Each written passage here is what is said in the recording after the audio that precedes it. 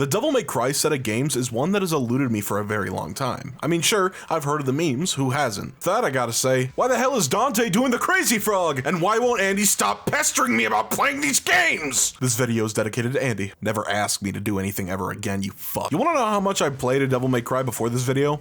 About 3 minutes. I got inside of the castle in the first game, didn't know where the hell I was supposed to be going, and I just put the game down for about 2-ish years or so. That is, until a nasty few bugs started to buzz in my ear for a few months. I said I wasn't gonna do it, and I was pretty set in my ways, but you gotta understand, I was really bored one night. Devil May Cry 1. For reference, I'm playing this on the HD collection for Xbox One. I've had this physically for a few years, and this hunk of $500 nothing needs some mileage somehow, so we're gonna play a 20-year-old game on it. Going into this game, well, rather the series in general, I had absolutely no idea on what to expect. Like I said, the only real exposure I've had to Devil May Cry is the random nonsense I see while doom scrolling Twitter, so watching Dante stop a bike midair with his guns to watch it explode right in front of him it was just one of the last things I expected. The Dark Knight Sparta?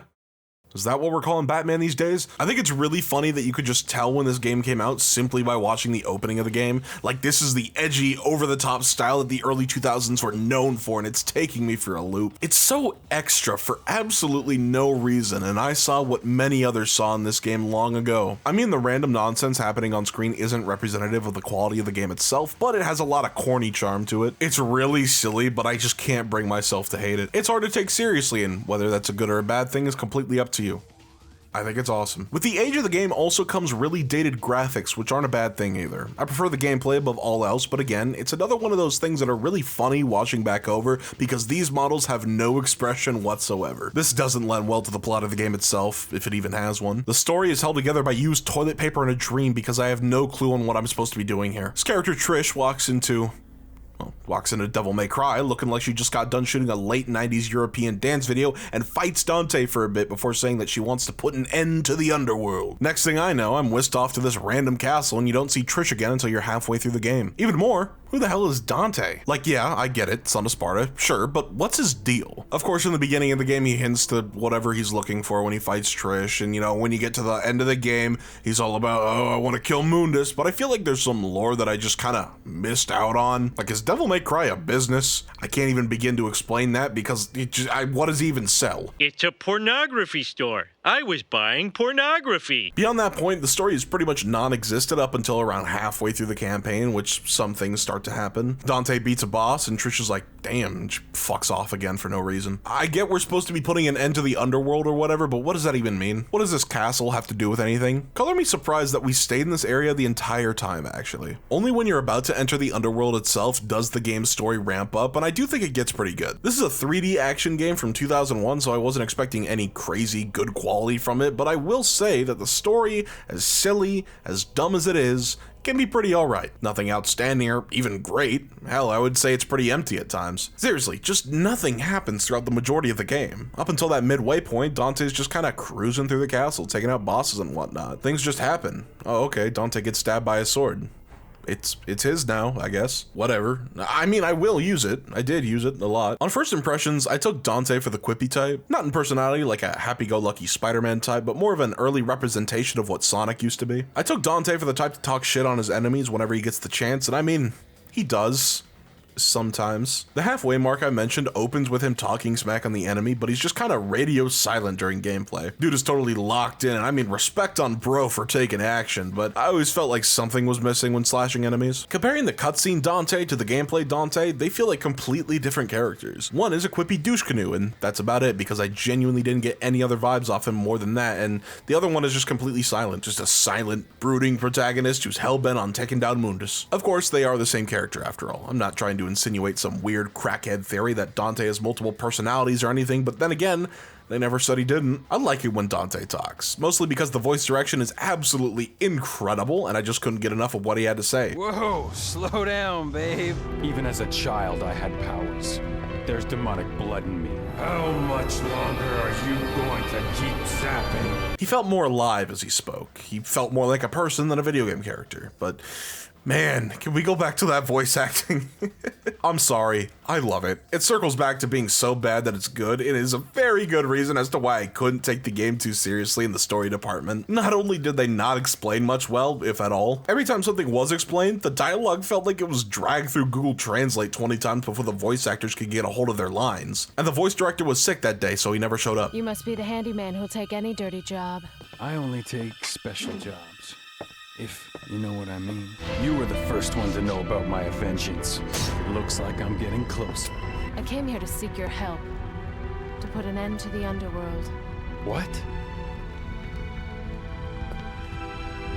What the fuck are you talking about? The story is really funny. I don't know if this is some kind of hidden gem that DMC fans are gonna get mad at me for, but I tell it like it is. I didn't take it very seriously, but I still had a really good time with it regardless. But a game's story can only be as good as the gameplay. And how was it?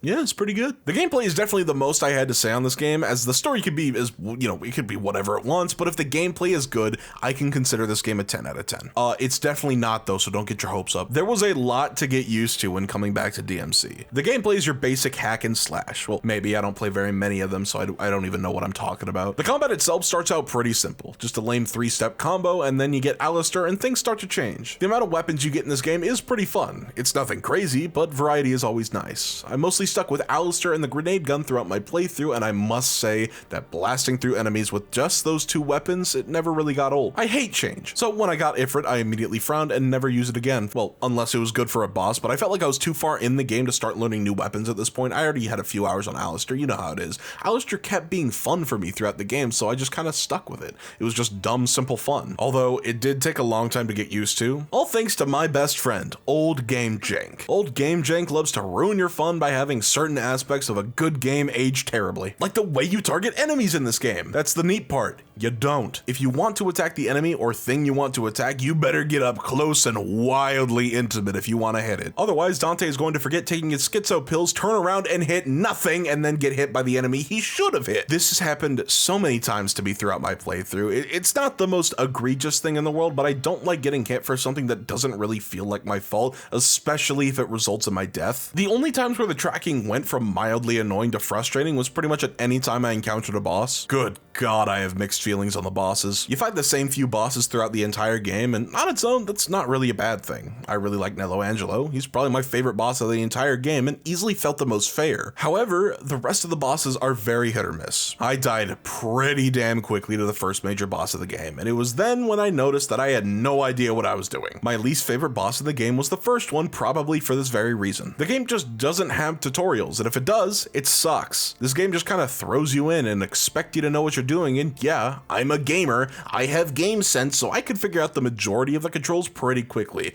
but it got to a point where I looked at the guns on my back and thought to myself, yeah, I wonder when I get to use those. Spoilers, it's immediately, you just gotta figure it out yourself. Same thing with every other move in the game. I know you can look at the menu to see how to perform the move, but here I am also not knowing I could do that, because the game never told me that I can review the controls for certain moves, and it's a really fucked up menu. Yes, I eventually got the hang of the controls and figured it all out myself. Thanks Google and not Hideki Kamiya. The game's lack of direction when it comes to teaching the player basic things almost killed my run, as I died one too many times on the first boss and wanted to give up because of how inaccessible the game felt. But then you get your foot in the door and all becomes well. Well, not really, because the camera's abysmal. I'd been saving this one for a while. Can we talk about the camera now? I get that Devil May Cry was supposed to be a Resident Evil game, which is cool when you think about it. I love games like this where it originally was supposed to be one thing but spiraled out into its own new series, like how Xenogears was originally supposed to be Final Fantasy VII, but that's not the point. The point is, I get the camera system, but holy shit, could they not figure it out or change it for this new series? It's a PlayStation 2 game. The areas are fully rendered in 3D. You should be able to have a tracking camera now. I get it.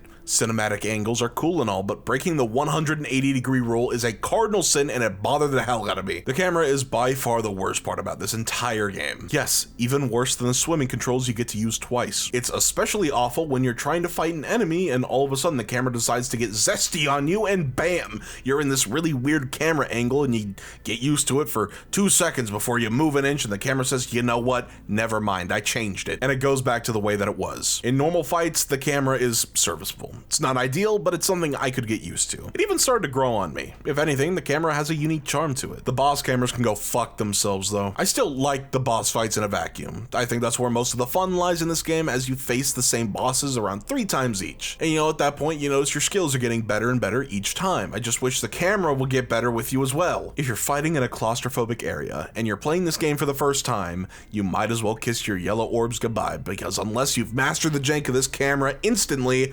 you're boned. You're boned. This all comes to a head when you have to fight Nightmare 3 times in pretty quick succession. If the jank didn't get you then, it's definitely getting you now. The boss, as cool as the idea is, falls so flat when you're trying to fight it, as so many different things are getting thrown at you at once, and you're expected to dodge it all while hitting these gongs, which are just, oh god, they're horrendous to hit. And that's where, that's where I got the targeting. Yeah, it sucks. And the camera flying around everywhere, making sure you can't get a good angle, it just makes me want to tear my hair out. It's the hardest boss in the game because it feels like everything outside of the boss is pushing against you for no reason, and was such a pain to fight the final time around. Speaking of the final time around, wow, this game was shorter than I thought. We're already at the end of the game. Trish comes back to finally have some relevance, only to betray Dante, and Dante, the Giga Chad that he is, saves her life because she reminds him of his mom. Sure. He goes off to find Mundus, who is actually just a giant statue, and wait a minute. This area looks familiar. This isn't Devil May Cry. It's Hyrule Castle from Twilight Princess! Or Hyrule Castle in Twilight Princess was from Devil May Cry, since Devil May Cry came out first. I'm sorry, I just really had to point this out. It stuck out to me like a sore thumb. The parallels, guys, they're insane. Main character goes in the same exact looking area to see the main girl, who's only been here for 5 minutes, getting crucified, to meet the main bad guy who's been pulling the strings the whole time, just to also have 5 minutes of screen time. The parallels. Mundus's fight is pretty whatever. I mean, I don't want to say it's the lamest fight in the game, but it's definitely the one that requires the least amount of skill. You fly towards him while spamming Mandarin at the guy, and you hit a big ol' attack on him. Rinse and repeat. Always make sure you're moving too. That's why I say this boss takes the least amount of skill, because once you realize that, you'll be set just by shimming around in circles the whole time. His random bullshit routine becomes pretty easy to avoid. Just gotta turn your brain off for it. After this, his second phase is an absolute cakewalk. All I did was pop an invincibility star and win. Like, I'm sure it'd be harder if it didn't let me do that, but it did for some reason, even though it wouldn't let you for phase 1. Sure. The finale is what really sealed the deal for me on loving this game. It brings back memories of the over-the-top melodramatic 2000s tone I adore, and mixed with the awesome voice acting, it makes for a perfect ending. I should have saved you. I should have been the one to fill your dark soul with light! I'm sorry, Dante, you met this chick last night. I don't think you could fix her that easily. Trish! Dante. It was that easy. But before the game can end, you have to escape the castle and fight Mundus one last time because, yep, he's alive somehow and looks like my fries when I smother ketchup all over him. Trish and Dante combine their powers with love or some shit and defeat Mundus in the best way imaginable. It looks like we have a winner. Jackpot!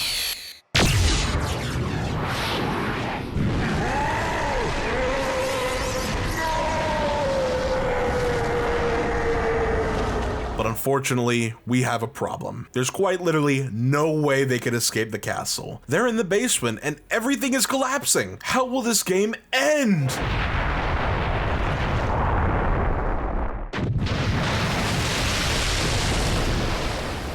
And we humans never give up. Are you ready? Yes!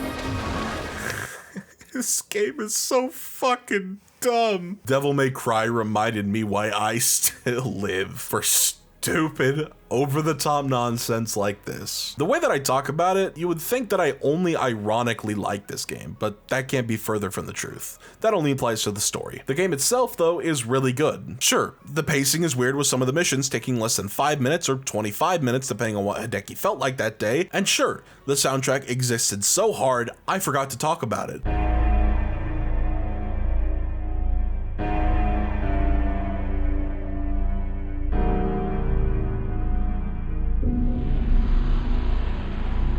but this game is pretty damn fun. Although, I will say this game is in desperate need of a remake. Capcom's doing it for Resident Evil. I think it could only help Devil May Cry if they made a remake of the original game, or hell, even the trilogy. But who knows? Maybe the other two are so good that they don't need the remake that one does. It took some adjusting, but Devil May Cry is a good time. So how the hell they fucked this one up so badly?